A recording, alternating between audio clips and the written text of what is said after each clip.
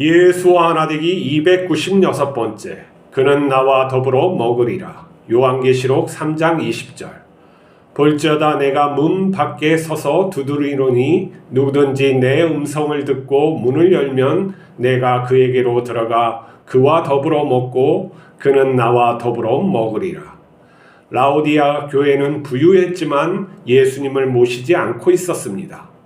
예수님은 문 밖에 서서 계속 문을 두드리고 있습니다. 우리가 교회에 다니는 것은 예수님과 함께 영원한 삶을 살기 위해서입니다. 그것은 예수님과 친밀한 교제를 하는 것입니다. 하지만 예수님은 세상의 부유함을 추구하는 사람과 함께 하실 수 없습니다. 하나님 나라의 삶과 세상의 삶은 다르기 때문입니다. 예수님께서는 영원한 가치로 살아가는 하나님 나라에 사십니다. 그것은 의의 길로 거짓된 길과 함께할 수 없습니다. 우리가 하나님 나라를 이 땅에서 살려면 예수님처럼 고난을 받을 수 있습니다. 하지만 하나님 아버지께서 함께 하셔서 우리도 예수님처럼 승리하게 하십니다. 우리의 자아 정체성은 고정된 것이 아닙니다. 무엇을 믿고 추구하느냐에 따라 변화됩니다. 자기 생각을 고집하는 사람은 예수님의 마음을 소유할 수 없습니다. 우리의 중심에 예수님을 모시면 우리는 예수님을 닮아가게 됩니다. 예수님께서는 우리에게 의의 옷을 입혀주십니다. 보혈의 옷은 세상 죄를 이기고 부활 시 거룩한 몸으로 변화됩니다. 우리는 세상 옷을 벗고 예수님의 옷을 입어야 합니다. 구원은 우리가 예수님의 가치관으로 살아가는 것입니다. 예수님의 영으로 다시 태어나는 것입니다. 예수님과 하나 되어 죽어가는 생명을 살리는 것입니다. 이것은 우리가 하나님과 더불어 의와 사랑과 기쁨을 누리는 것입니다. 우리는 하나님의 성품을 누리며 영화롭게 사는 하나님의 자녀입니다. 예수님께 책망받은 라오디아 교회는 자족하는 도시였고 무역이나 이러한 상인 거래로서 굉장히 부유했던 도시였습니다. 근데 거기에 물이 있었는데 미지근했다 그래요. 온천수를 끌어다가 썼는데 거기까지 오기에는 이렇게 미지근한 그런 물을 먹고 마시고 했던 것이죠. 그걸 그들은 잘 알고 있기 때문에 뜨겁거나 차거나 둘 중에 하나를 선택하라. 이건 중간에 있어가지고 이두저도 아닌 그 삶을 살아서는 안 된다 해서 예수님께서 뱉어버리겠다 하는 말씀으로 경고를 하십니다. 그리고 문 밖에서 두드린다고 말씀하셨어요. 그 라오디아 교회에게 문 밖에서 두드리는데 이건 무엇이냐면은 그들은 교회라고 모여 있는데 그 안에 정작 예수님은 모시지 않고 있다는 거예요. 우리가 예수님을 교회에서 믿기 위해서 열심히 활동을 하고 있는데 정작 예수님은 우리 마음속에 없는 거나 마찬가지인 것이죠. 그렇기 때문에 두드리는데 문을 안 열어주는 거예요. 이런 차별적인 그런 것들이 많이 있죠. 그냥 우리가 시각적으로 보면 백인교회에 흑인이 가기 힘들고 유색인종이 가기 힘든 거. 사실 백인은 없죠. 백인은 어디에서부터 어디까지 허여야 하면 백인이라고 할 수 있습니까? 유전적으로 몇 프로 이렇게 정한 것은 아니죠. 그들의 무리, 이걸 다른 말로 하면 자기들이 만들어낸 상징적인 것, 우리는 깨끗하고 순수하다 하는 그런 잘못된 생각으로 갖고 있는 것이죠. 자기의 어떤 정체성을 만들기 위고 그리고 차별해서 자기가 더 낫다는 그런 식으로 생각하는 거예요. 그래서 우리가 예수님 초상화를 그리는 사람들이 있는데 대부분이 이제 백인의 모습에 가지고 있죠. 하지만 예수님은 백인이 아니에요. 정확히 말하면 중동 사람들이 검은 사람들이 더 많죠. 검고 이렇게 햇빛에서 이렇게도 많이 살고 그렇기 때문에 더 검은 거예요. 그러니까 아프리카 사람들이 강렬한 햇빛에서 살기 위해서 이 검은 피부가 자연적으로 하나님께서 주신 그 피부로 사는 거고, 북쪽으로 갈수록 그런 햇빛이 약해지니까 그 속에 있는 그런 검은 것들이 계속 없어져서 그렇게 흰 색깔 바탕이 되는 거예요. 그렇기 때문에 자연상에서 이렇게 일어나는 것이지 사람 본질적인 그런 것들은 같죠. 근데 그것처럼 우리가 어떠한 울타리를 하고 나의 경계를 이렇게 세우게 되면은 다른 사람을 차별할 뿐만 아니라 하나님 안에서의 예수 그리스도와 더불어 살아가는 그 삶을 살아가지 못하는 거예요. 다른 말로 할까요? 우리가 세상 속에서 으뜸이 되고 싶고 무엇인가 많이 가지고 싶고 그러한 세계 속에서 내 정체성이, 자아 정체성이 구축되고 그렇게 내가 살아가는 그것이 당연시 여긴다 그러면은 나는 내 마음과는 내 마음 속에 내가 판단하지 못한 차별적인 모습이 있는 거예요. 쉽게 이렇게 해서 사대주의라고 하죠. 옛날에는 중국을 향해서 사대주의를 했는데 요즘에는 미국을 향해서 또 사대주의를 하죠. 그러다가 미국이 약해지니까 이제 사대주의 할 것이 없고 이제 자족하는 어떠한 것들이 우리도 좀 잘 사는데 반도체도 있고 뭐 군사력도 이 정도면 괜찮고 핵만 하나 좀 보유하면 되겠는데 이러한 것들, 이러한 우리가 사회적인 동물이기 때문에 사회적인 어떤 정체성이 내 생각에도 들어올 수가 있어요. 그리고 학교에서 공부를 하다가 보면은 학교에서 가르치는 많은 것 중에서 국가 정체성도 있고 또 어떻게 살아야지 바르다는 그런 정체성도 있어가지고 우리 안에는 많은 정체성이 혼존해서 살아가는 존재라고 생각할 수가 있어요. 그렇기 때문에 우리는 하나님의 뜻대로 살아가지 못할 수가 있는 것이죠. 교회에서는 내가 그런 존재로 살아가는 것 같은데 밖에 나오니까 세상적인 관점으로 보고 세상적인 이게 내가 손해보는 게 아닐까 하는 착각 속에서 살아가는 거예요. 그렇게 사는 것은 무엇이냐면 내가 이쪽에 한 다리는 이쪽에 걸쳐놓고 저쪽에 다리는 이쪽으로 걸쳐놓고 이렇게 살아가는 거예요. 그러면은 무엇이 되냐? 그 이생의 자랑과 재물의 염려 이런 것들이 돼서 나의 인격이 예수님의 인격을 담지 못하게 하고 그 궁극적인 하나님의 성품을 내가 소유하지 못하게 되는 거예요. 그래서 가시 엉키에 이렇게 거기에서 자라는 그런 것과 또 가시들, 많은 세상의 가시들을 내가 품고 살아가면서 결국에는 온전히 결실하지 못하는 지경에 있는 것이죠. 쉬운 말로 해서 버려짐을 당한다 하고 경고를 하고 있는 거예요.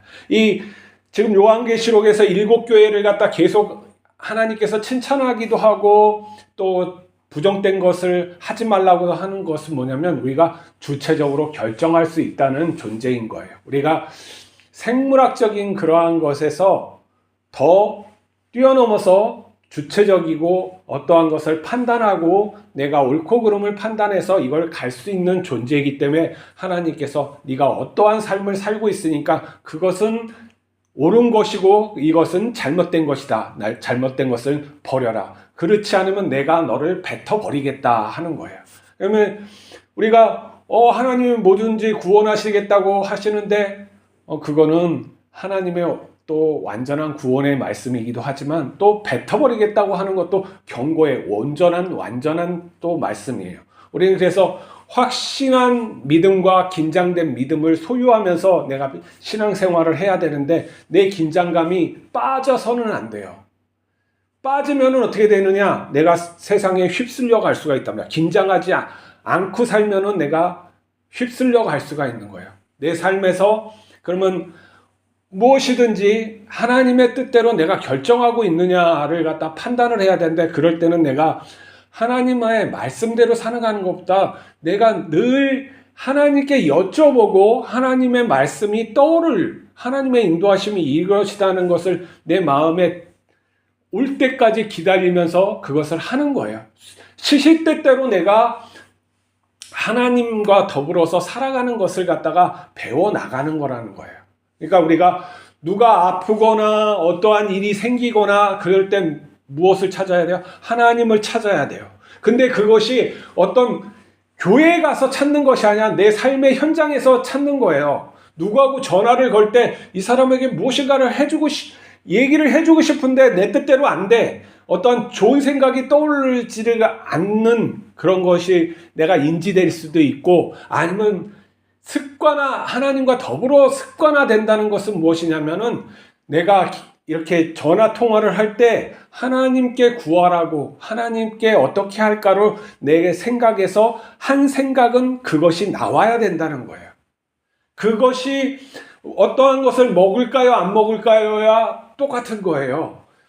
저 음식을 갖다 먹어야 될까요, 안 먹어야 될까요? 다른 사람에게 어떻게 해야 될까요? 그것을 내 중심으로 판단하는 것이 아니라 이런 어떤 많은 생활 속에서 내가 하나님을 찾고 예수님을 찾고 하는 것이 예수님과 더불어 먹는 거예요.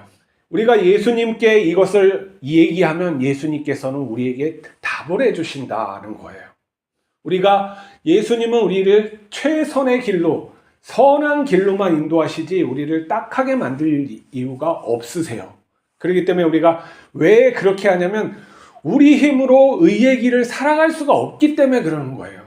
우리의 힘으로 십자가를 지기에는 못해요. 그렇기 때문에 예수 그리스도가 우리 안에 계셔야지만 그 십자가를 질 수가 있는 거예요. 고난을 극복할 수 있고 내가 이 세상 것이 없어도 살아갈 수 있는 존재임을, 이미 하나님의 그 영생하는 삶에 내가 초대됐고 이미 살아가는 존재임을 내가 알기 위해선 예수님과 함께 해야지, 늘 그것도 함께 해야지 내가 그렇게 살아갈 수 있다는 거예요.